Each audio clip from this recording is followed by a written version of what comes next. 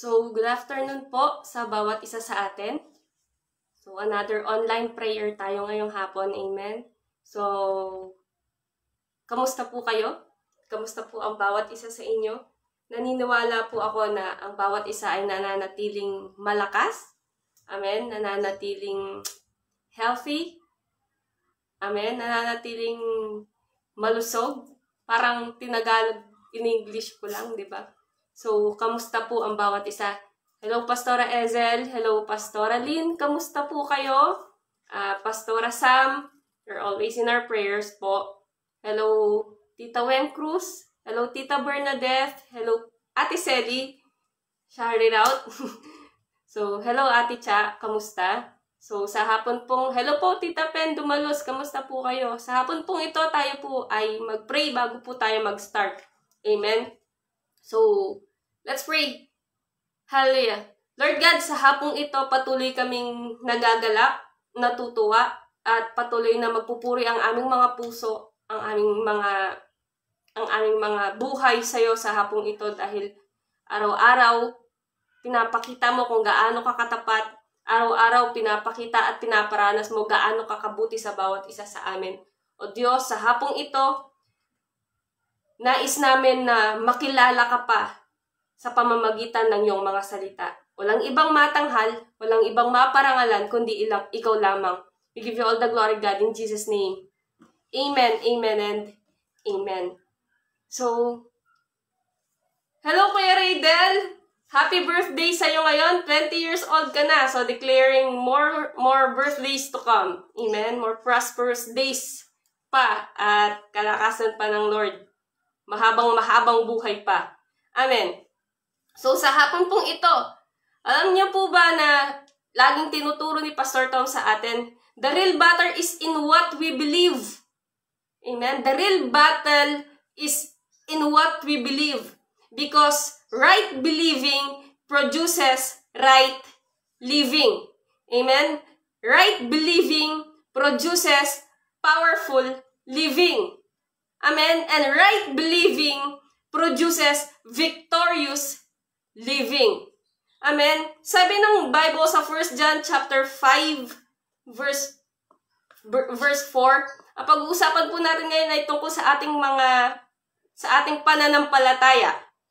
Ayan, sabi niya, this is the victory that overcomes the world, even our faith. Sabi ng 1 John chapter 5 verse 4. So, dito, parang assurance to na wala kang haharapin na pagsubok o anumang haharapin dito sa mundo na hindi mapagtatagumpayan ng pananampalataya. Amen? There is nothing that you face in life na kung saan hindi ka mamumuhay sa victory. Amen? Dahil pag namumuhay ka sa pananampalataya, sa ginawa ni Jesus para sa'yo, sa tinapos niya para sa'yo, mamumuhay kang lagi sa katagumpayan. Amen? Mamumuhay kang lagi sa katagumpayan. Hindi ka mag-worry. Mag-worry ka man kasi natural sa tao mag-worry. Pero dumanas ka man doon sa pag-aalala, hindi ka igugupo nun. Amen? So, sabi ng 1 Timothy chapter 6 verse 12, sabi diyan, fight the good fight of faith.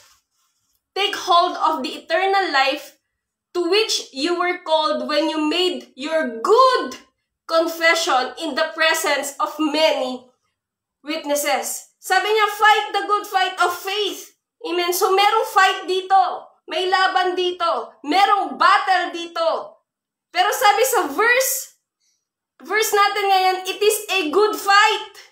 Amen? It is not a bad fight, but it is a good fight. Naalala ko nung bata pa ako, naranasan kong mabuli. Okay? Naranasan kong mabuli. May nambubuli sa akin noon kasi matuling ko, di ba? Matuling ko ang anak ko eh. Lagi akong pinagtitripan, di ba? Pagka umuwi na ako ng hapon, dumadaan ako sa mga singit-singit ng daan para makauwi ako. Hindi ko makita yung mga kalaro kong mapambuli. Okay? At isang araw, nag-decide ako na labanan sila. Nag-decide ako ng, iniinis niya ako mapagtripan nga din kayo. So, ang ginawa, bumili ako ng sago. Okay? Kung alam nyo yung palamig nung mga 1990s, yan. Yung sago with palamig, kasi nung panahon namin, gawain yun ng mga klase ko eh. Yung bibili sila ng palamig, tas ititira nila yung sago. Di ba? Tas, yun yung pantitira. Di ba? Yung lalagay sa plastic, tapos, parang titirahin mo sa pamamagitan nung straw. So, ganun yung ginawa ko kasi masakit sa pakiramdam yun eh. Di ba? Yung feeling na natatalo ka nila, yung feeling na binubuli ka nila, feeling mo mahina ka. Kaya nung panahon na yan, dahil gusto kong gumanti sa kanila, yung gawa, pemaril ko lang sago. Binaril ko sila ng sago. Sa pamamagitan ng straw. Pemaril ko lang. Di ba? Hindi ko, at yung panahon na yun, habang, nung inaalala ko, habang nag-aaral ako, hindi yun good fight. Di ba? Hindi yung good fight. Kasi para sa akin, nung oras na yun, good lang yun kung nainis ko sila eh. Kung natalo ko sila eh. Di ba? Kung nasatisfy ako dun sa ginawa ko. Pero hindi siya good. Di ba? Pag sinabing fight the good fight of faith, that implies that the good fight is we win. Amen? Yung good fight is we win. We already won. Amen? Kaya siya tinawag na good fight kasi it is a fight of faith. Amen? And faith always wins. Hindi natatalo ang pananampalataya.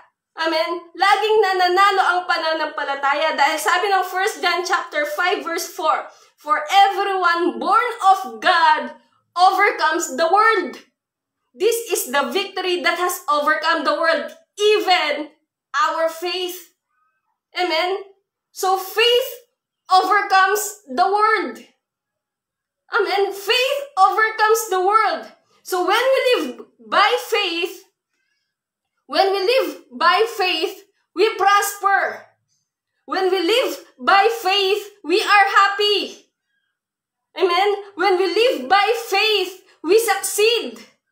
Amen? So, ano yung kailangan nating gawin? Diba? Ang kailangan nating gawin sa mga oras na to, ay kailangan malaman natin kung paano tayo mamumuhay sa pananampalataya. Amen? Because that is when life will be a good fight. Dahil masasabi natin, by faith, panalo tayo. Amen? By faith, panalo tayo. Fight the good fight of faith. Amen? Fight the good fight of faith. At sinabi niya isang bagay para magawa natin iyon is 1 Timothy chapter 6 verse 12. Sabi niya sa NIV version, fight the good fight of faith. Take hold of the eternal life to which you were called when you made your good confession in the presence of many witnesses. So one of the ways that we fight the good fight of faith ay sa pamamagitan ng ating confession. Or yung tinatawag niya dito na good confession. Amen?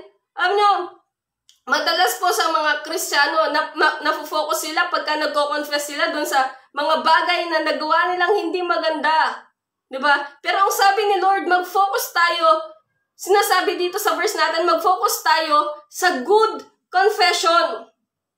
Sa good confession, hindi sa bad confessions. Diba? Yung mga bagay na ginawa ni Kristo sa krus ng Kalbaryo, yun yung i-confess natin. Yun yung salitain natin. Amen? So we need to be focused on the good that God has already done. Dun sa tinapos ni Kristo sa krus ng Kalbaryo para sa atin. Amen? Kailangan natin mag-focus doon sa mga bagay na magaganda na binigay niya na. Doon sa tinapos niya na para sa akin at para sa iyo. Amen? Alam niyo po, merong isang documentary.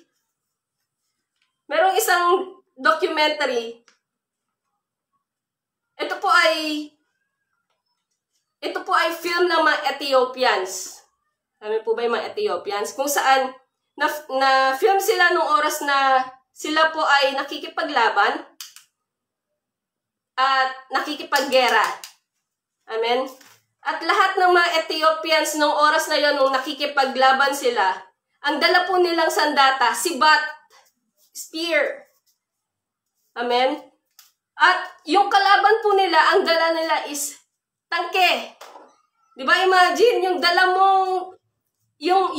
mong panlaban ay sibat. At yung dala mong, yung mga kalaban mo ay tangke. Di ba? At sa documentary na to,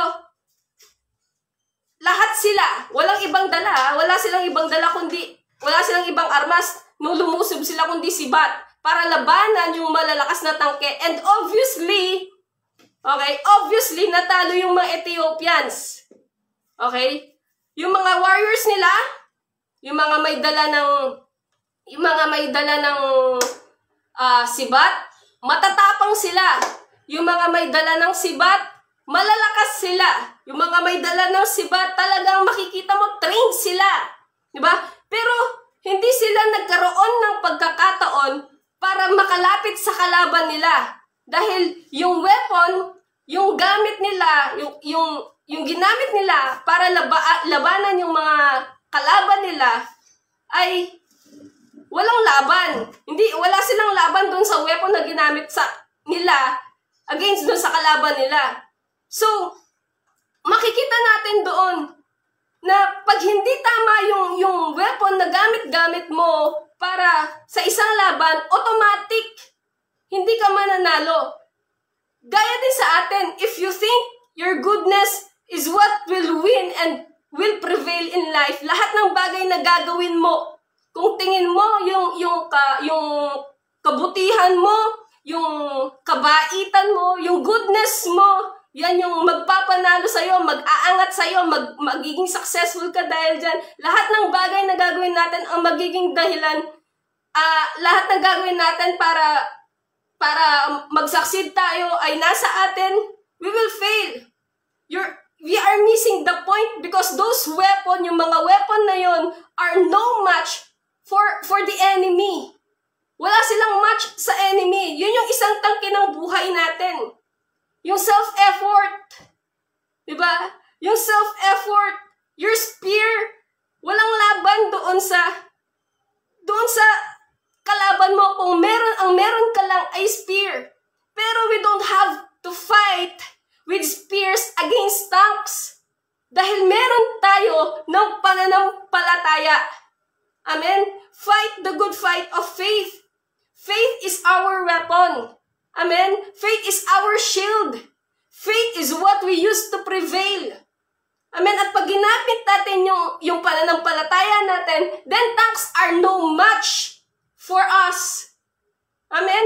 Pag ginamit natin yung sarili nating power, yung sarili nating flesh, yung sarili nating blood, matatalo tayo. But when we use our faith, the tanks are no match for us. Kaya kailangan nating matutunan paano gamitin ang ating pananampalataya. Dito po, pag sinabi dito bumabagsak si Adan at Eva. Dito bumagsak yung dalawa. Diba? Dito nagsimula ang lahat. The moment they stopped believing what God said. Amen? The moment they stopped believing what God said.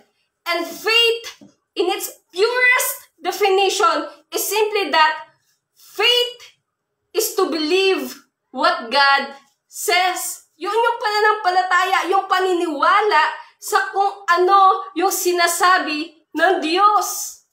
Amen? At sa Genesis chapter 3 verse 1, sabi niya, gusto ko pong makita niyo ulit ito. Sabi niya, Now, the serpent was more crafty than any of the wild animals the Lord God had made. He said to the woman, "Did God really say you must not eat from any tree of the garden?" Sinabi ba talaga ng Diyos iyon? Totoo, sinabi ng Diyos iyon? Diba? Tignan nyo saan unang inatake ni Satan ang tao. Saan inatake ni Satan ang tao nung unang panahon? Kung saan yung unang battle. The battle is over what God said. Ang battle ay sa kung ano yung sinabi ng Diyos sa kanila. Amen? Ang battle ay laging may kinalaman po doon sa sinabi ng Diyos. Anong sinabi ng Diyos? Ano sinasabi ng Diyos sa'yo? Totoo? Talaga sinabi ng Diyos yan? Magaling ka na? Bakit yung sakit ng ulo mo ngayon hindi natatanggal? Totoo sinabi ng Diyos, magaling ka na, inuubo ka pa. Pinagpala ka? Totoo? Bakit ngayon namumroblema ka? Bakit ngayon kulang yung pambili mo ng bigas? Yung pambayad mo ng kuryente, bakit kulang? Totoo? Totoo ba yung sinasabi ng Diyos? Ito yung totoong battle. Diba?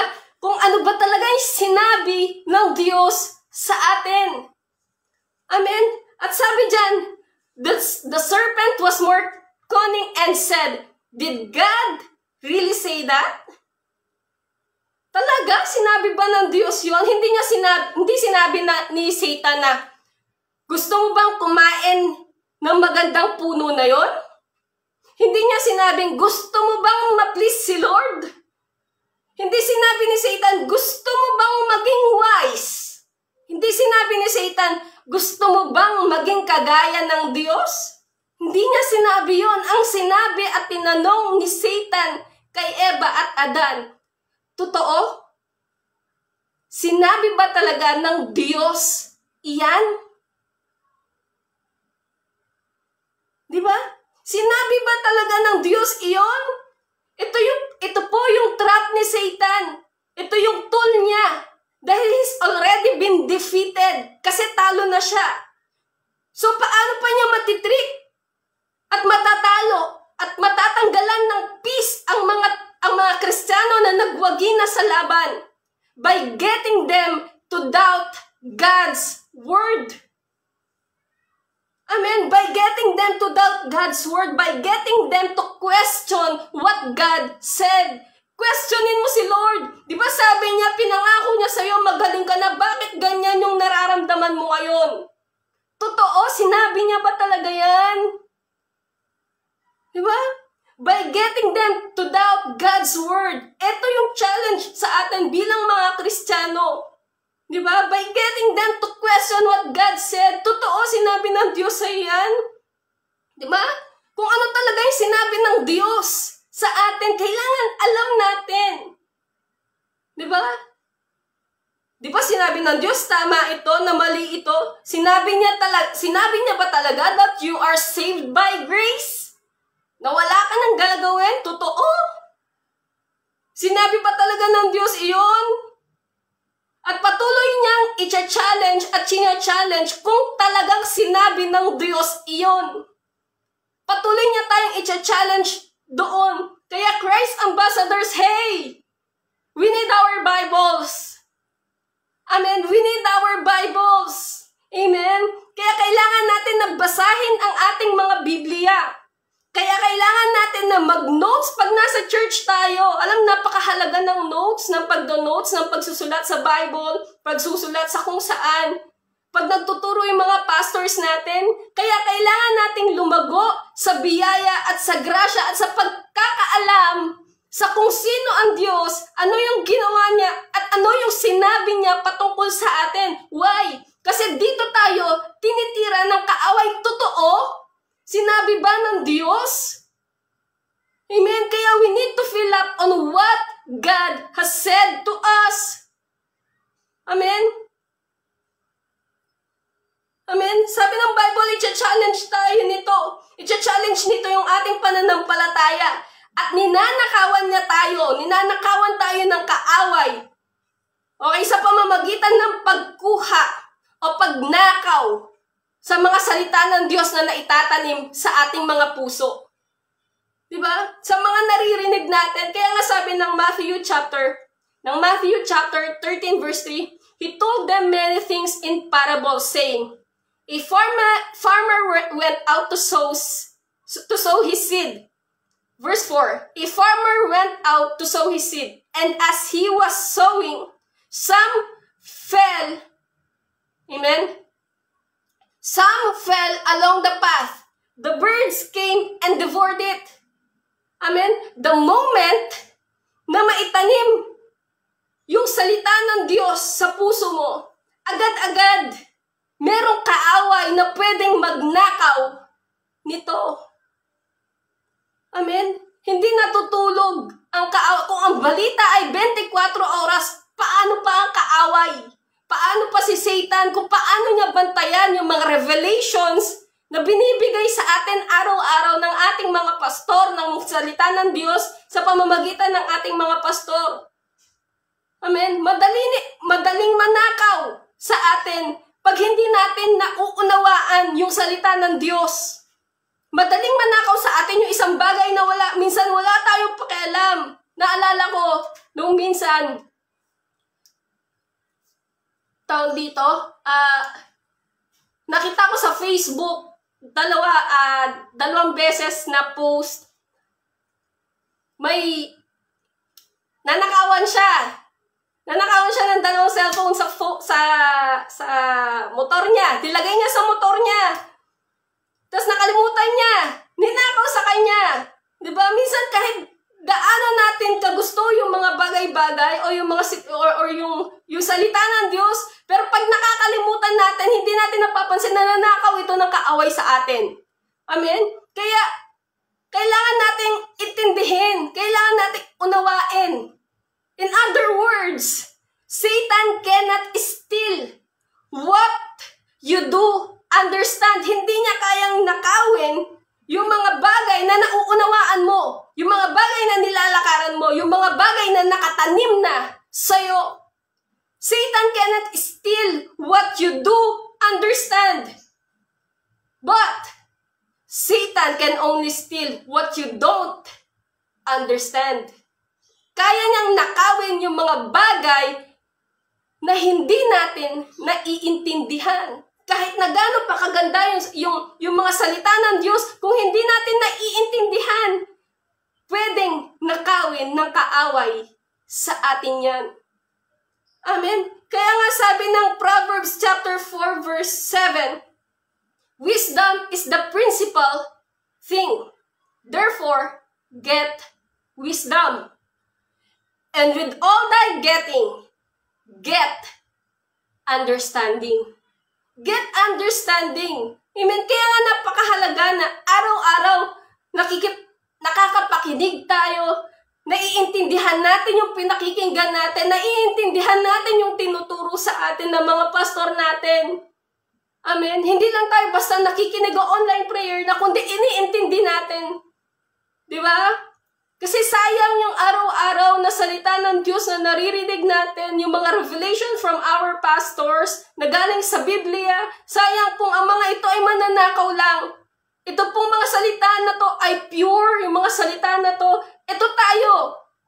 Ito tayo. Kung paano tayo nilikha ng Diyos at kung paano gustong sabihin ng Diyos yung message niya sa atin, kung gaano niya tayo kamahal at kung ano nang meron sa atin ngayon dahil sa tinapos niya sa krus ng Kalbaryo. Lahat yun nare-relay dahil sa mga messages ng mga pastors natin through the Bible and the Holy Spirit that's speaking in us. Kaya sa lahat ng pinakikinggan natin pagdating sa Biblia, I'm encouraging you, get understanding. Intindihin nating mabuti, wag lang nating basta pakinggan.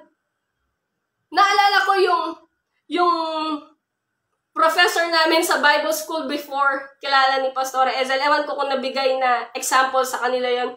Sabi niya, fight the good fight of faith. Before the fight, stand. After the fight, stand. Ang sabi ko naman, before the fight, thank the Lord your God.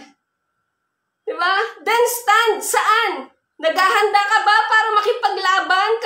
Kasi may battle? No, the battle is already been won. The battle is already done.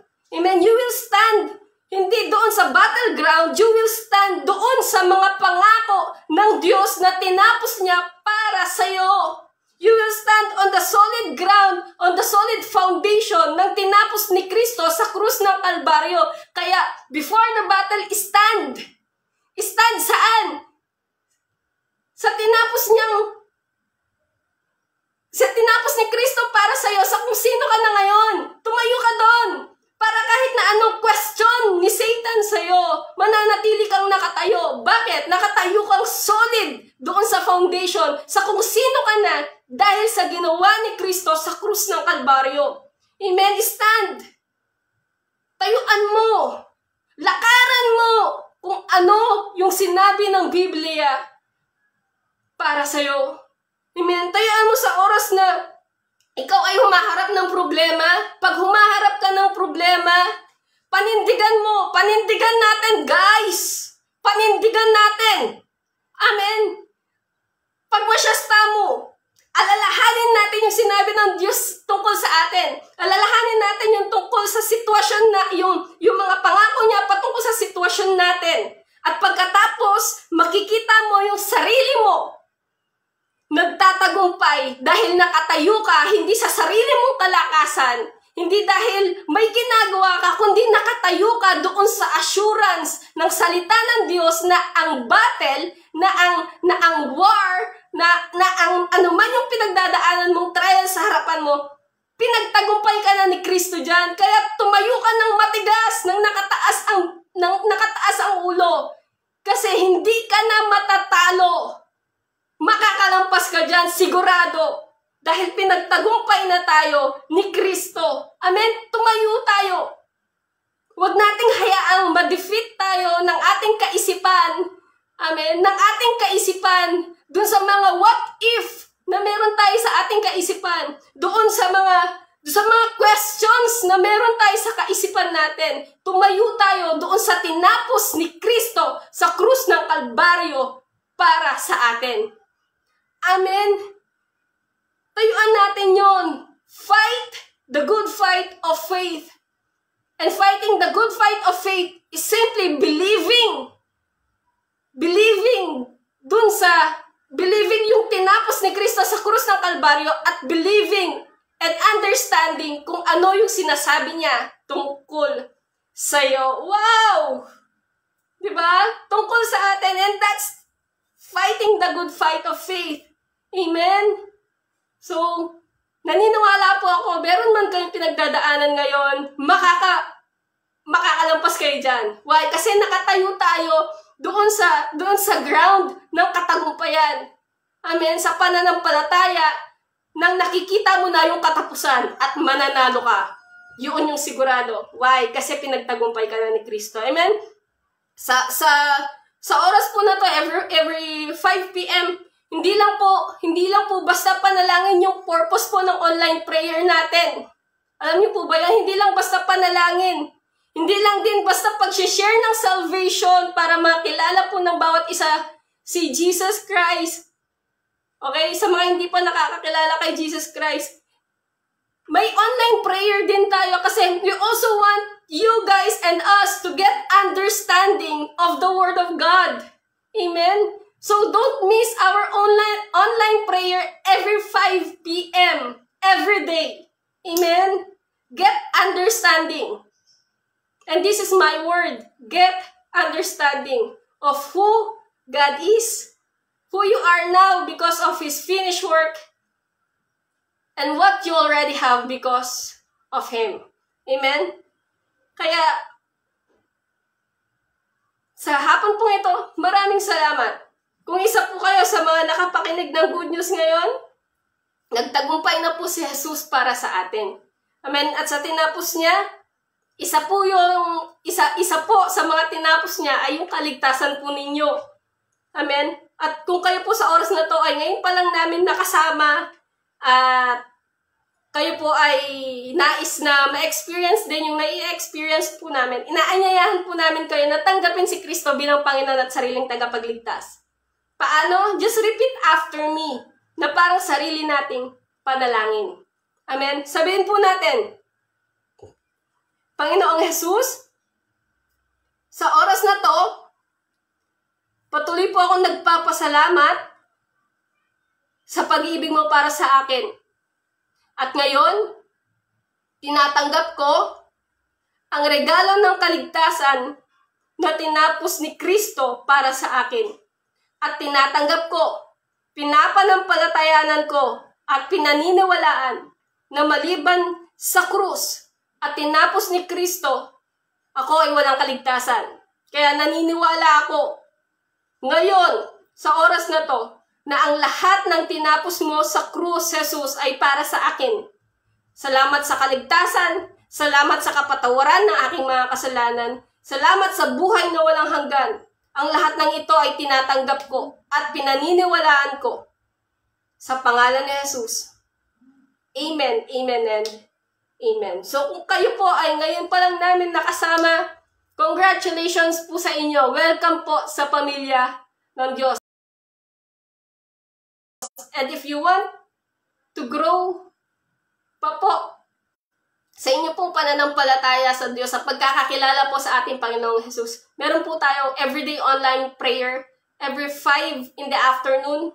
Yan, so wag po ninyong ma-miss. Everyday po makaka-receive po kayo ng revelation, understanding sa tinapos po ni Kristo sa krus ng Kalbaryo para sa atin. And meron po tayong mga services, Sunday celebrations. Sa Gapan po, nag-post po sila.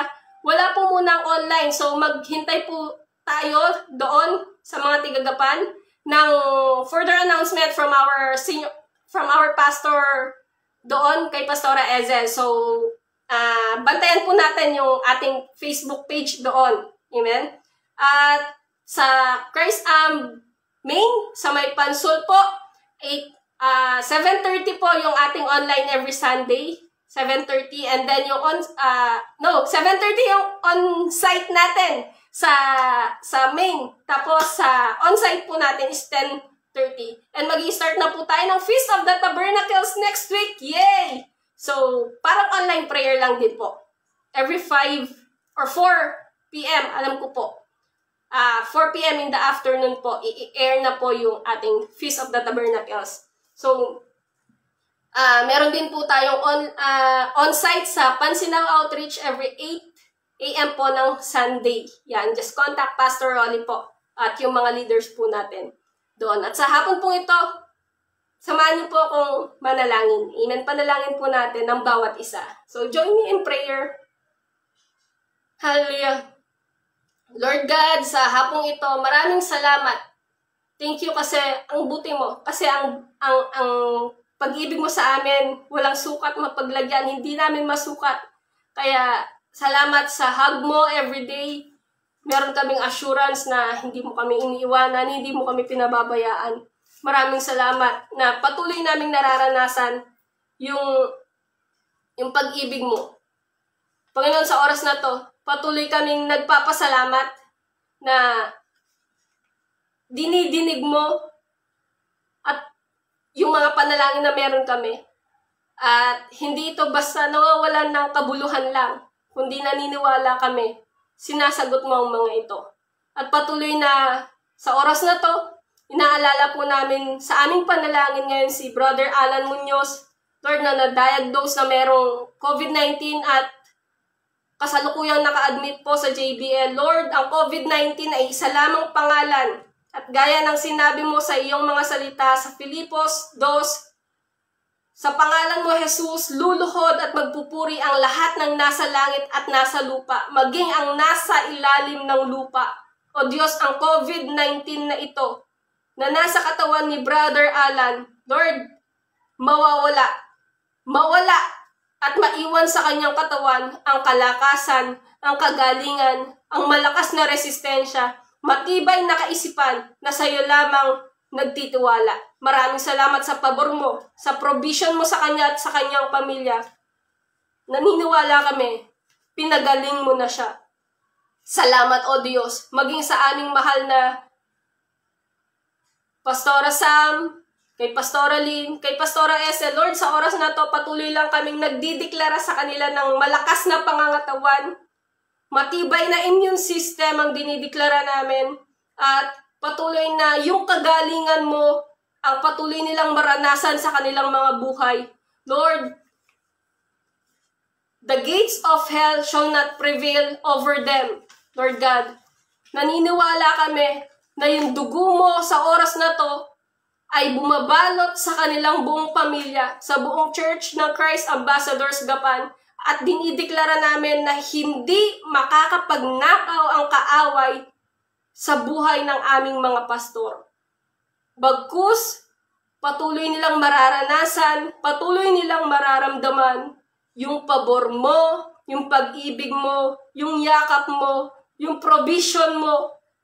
At naniniwala ako, mapapapurihan ka sa buhay ng mga anak mong ito pagkatapos ng lahat ng ito. O Diyos, walang COVID-19 na makakatalo sa pangalan ng Diyos na pinaglilingkuran namin. Kaya mula kay Pastora Lynn, Pastora Sam, Pastora Ezel at lahat ng Christ Ambassadors Gapan, Lord, protektado mo sila. At naniniwala kami, patuloy silang lalakad sa malakas at mahabang buhay na ipinangako mo sa John 10:10 sa kanila. They will live a life of abundance in Jesus' name. Lord, sa oras na to, patuloy rin po namin pinapanalangin si Indang Tuding na sa oras na to, Lord, ay COVID-19 patient. Nagsasalita po kami ng kagalingan sa kanya at sa pagdala po sa kanya sa heart center para dun siya ay i-confine.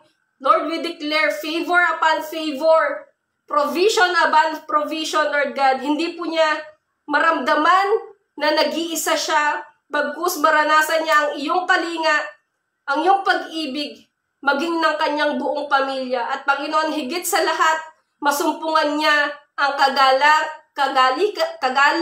at kagalingan mula ulo hanggang paa na ipinangako at itinapos mo na sa krus ng Kalbaryo para sa kanya. O Diyos, sa bawat isa na nakasama ko sa online prayer ngayon, nagdideklara po ako ng malusog na pangangatawan, Lord, ng pagpapala, ng patuloy na nakagalakan na nagmumula sa iyo, na anuman yung pagsubok na dumating sa aming mga buhay, Lord, makakatayo kami ng malakas at matatag dahil meron kaming Jesus, meron kaming Holy Spirit, and meron kaming Father God na umaantabay at nagmamahal sa amin, na kailanman hindi kami iiwanan, hindi kami pababayaan.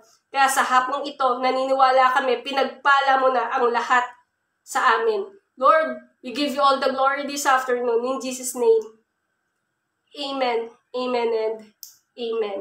So, maraming salamat po sa bawat isa na patuloy pong sumasama sa atin sa online prayer everyday.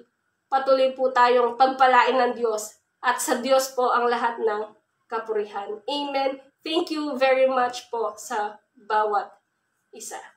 Amen.